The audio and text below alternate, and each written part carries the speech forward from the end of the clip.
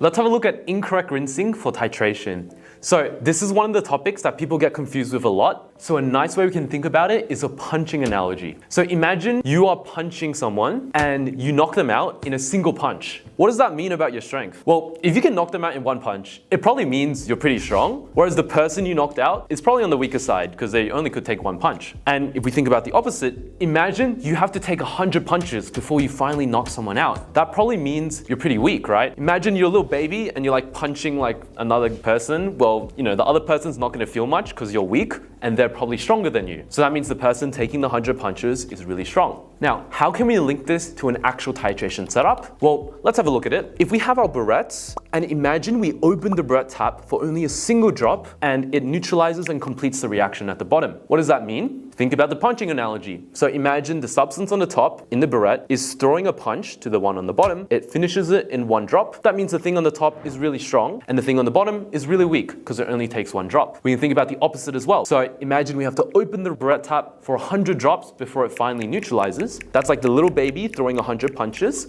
That means the thing on the top is weak and a low concentration and the substance on the bottom is strong and it's a high concentration. So if we now put it to an actual example, let's consider this setup over here. And the barrette, we know it's normally rinsed with the substance it contains. What if it's accidentally rinsed with water instead? Well, the water dilutes the concentration of the substance on the top, meaning the substance on the top is of a lower concentration, meaning what happens to the volume of Titer delivered? Well, now we need more volume of Titer to compensate for the fact that the substance on the top is weaker. And as a result, that is the scenario where the little baby is punching 100 times, meaning the substance on the top is the baby, so it's really weak, whereas the substance on the bottom is really strong because it's taking all those punches. And yeah, that's how you can apply the punching analogy to over and underestimation for titration.